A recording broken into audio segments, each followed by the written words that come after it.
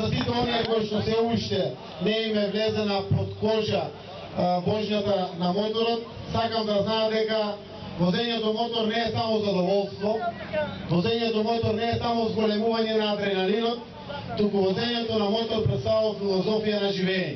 Ви посакувам пријатно добредојде на сите во Струмица и се надам дека убаво ќе се поминете денес овде.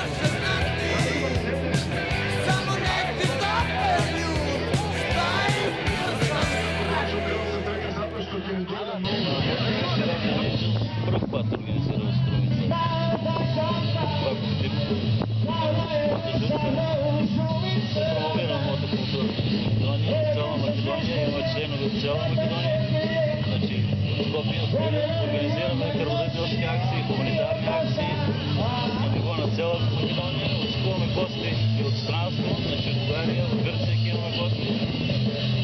И изпълваме както от Струмица, както и с цяла Македония. Правим вакви и забави, и хуманитарни акции, и мототури.